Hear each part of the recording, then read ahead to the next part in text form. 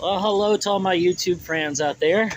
Haven't seen me in a while, I know, but I'm doing just fine. As I'm taking this recording, it's about 3 o'clock in the afternoon on Friday, October the 13th, 2023. And I'm sitting out here at one of my favorite festivals the entire year. It's called the Cover Bridge Festival out in Bridgeton, Indiana.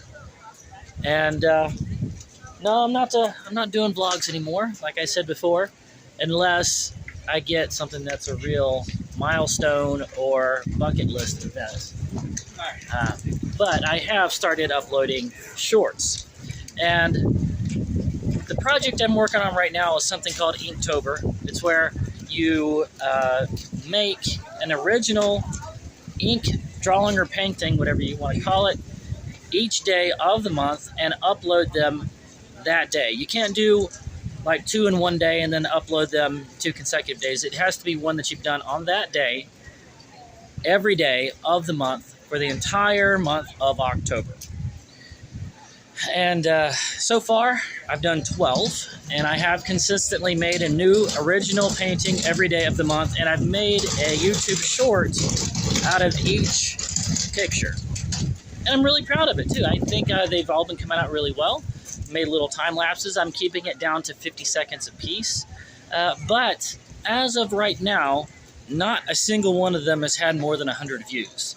I'm not sure exactly why my notifications and they're not getting the recognition that they should, because I'm putting hashtags on there. I'm making things as visually interesting as I possibly can. It's just not getting any attention. So I'm compiling them all here in this video. And so yeah, I'm going to show you all of the first 12 here, and just as a way to try to get you to go watch some of the shorts as they start coming out. So here you go. Easing my way into InkTober for the first time by just kind of making up the prompts myself, starting with praying mantis that I found on Google image search that I just thought would be cool to do in the stark black and white pen and ink painting. So that's the whole idea behind InkTober, is to try to make and post a black and white pen and ink painting every single day of October.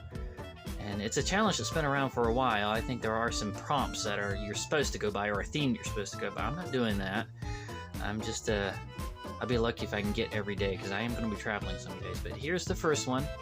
I'm trying to put more of a twist on the next ones, but there you go. Hope you guys enjoyed it, and check back for the next one. Welcome to day number 2 of InkTober. Today I was in Auburn, Indiana, and decided to stop by the Ford Flathead V8 Museum, concentrating on the 1930s. This much power at an affordable price was a game changer for the small business owners and delivery drivers of the 1930s. It was really a big component of the Industrial Revolution that helped to pull the country out of the Great Depression. So after going around the museum for a while, this is actually the one that I was really drawn to, that I wanted to draw. It was a 1932 wood panel station wagon.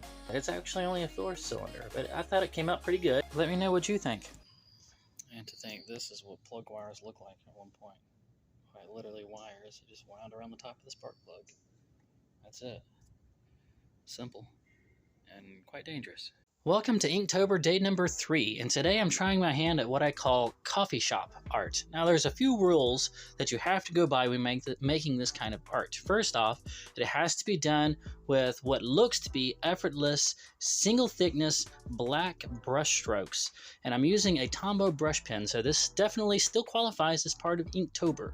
Also, it has to feature a slender woman in a pencil skirt with a long, elegant neck, and the string of pearls are a must. Also, she has to be wearing a tea hat, dining outside of a fancy cafe, and it also has to feature a cat in there somewhere. So this is what I ended up coming up with. I'm sure it could use a little bit more refining, and it's harder than it looks, but tell me what you think. And don't forget to check back for day number 4. Well, welcome to InkTober day number 5, and today's drawing was inspired by the so obviously real alien bodies revealed by the Mexican government just a few weeks ago. And I think that's the reaction the general public had to them too, but when I saw them, their faces especially, I couldn't help but picture them as DJs at a rave party. I'm not sure exactly why, but that's the image that came to mind, and here's my rendition of it. It came out a little bit stiffer than I would like, but hey, the bodies themselves are pretty spindly and stiff, aren't they? Bodies. Alright, check back for day number 5. Inktober, day number 5. Actual day number 5. I messed up and said day number 5 last time. A few weeks ago, I saw this picture in an expo hall at a fair. According to the card, it was made by a 13-year-old named Jack Gomez. And I am jealous at this kid's natural talent. Oh my goodness. Age 13, where was I? I wasn't anywhere close to this. It inspired me to try to do the same kind of deal, making it look like it was made out of salvaged and spare parts. But I decided to do a frog instead of a Mandasha one.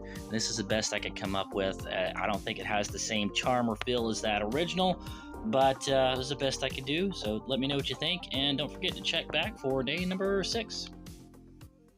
Inktober, day number 6. Today, we're going back to the basics. Artist sees pretty building. Artist really likes pretty building. Artist decides to draw a picture of pretty building. Now this, the courthouse in Greenfield, Indiana, was actually originally built in 1835. Guys, so that was 21 years before even the start of the Civil War.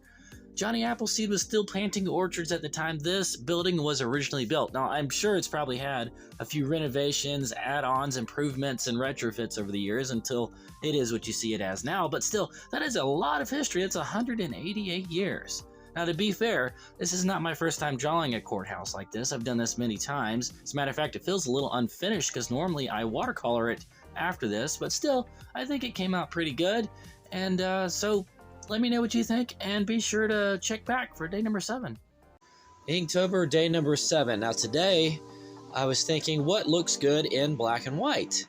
And, of course, the panda came to mind, but then also space shuttle. Then I got to thinking, could I challenge myself to combine these two ideas and push it as cute as I possibly can? Now, that's not a challenge I've given myself often. That's not a challenge I even think of as a very manly challenge. But I thought I was up to it. And this is what I came up with. I'm not real happy with it, but as far as my style, pushing it as cute as I can, I think this is about as far as I can go without, borrowing from somebody else's style. You guys let me know what you think, and don't forget to check back for day number 8. Inktober, day number 8. Now today, while working at a festival, I had a lady bring me a picture of a Great Dane. And normally when I draw a character of a dog, I like to turn it at least a 3/4 so that I could show off the length and the shape of the nose, the snout. But with this picture, the nose was pointed directly at the camera, which I noticed actually kind of gave the face of the dog some pretty cool expression. So I decided to draw it just the way the picture was, and it came out really good. And so I basically learned the same principle that the Hanna-Barbera cartoons have known for decades. And later she came back with a picture of a husky mix, and this time the nose was tilted down a little bit. So I redrew those two pictures, added a Yorkie and a cat. That's what I came up with for this day. Check back for day number 9.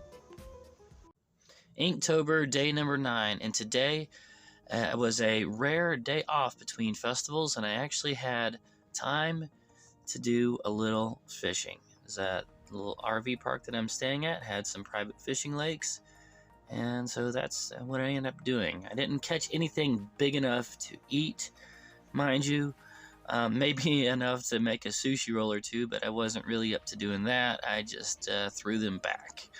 But there's a couple here, this little channel cat and a little bluegill I thought was really pretty, and decided to dedicate today's Inktober to them. And I like the idea that they're still alive out there, swimming around while they're being immortalized in an ink drawing on the internet for as long as YouTube will host it.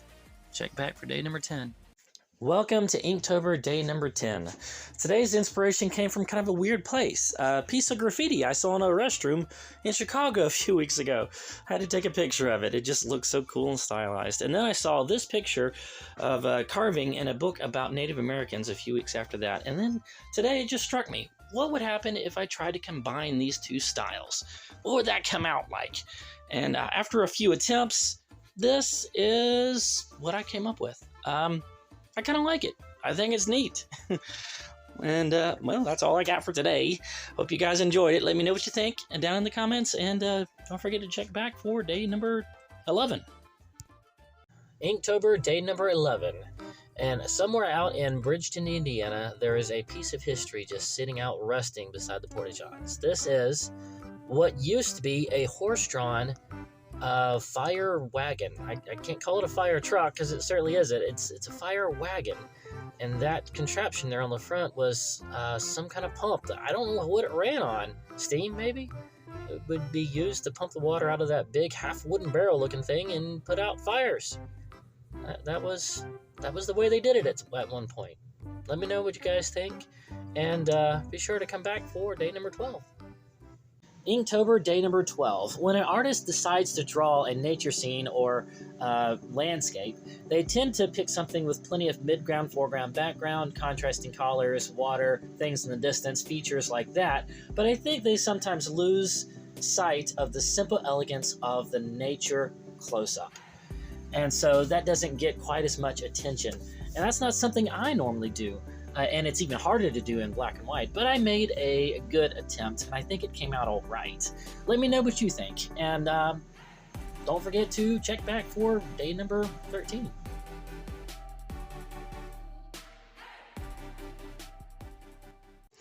Once again, that was all of the YouTube shorts that I've put up over the past 12 days, and that's something I want to do more.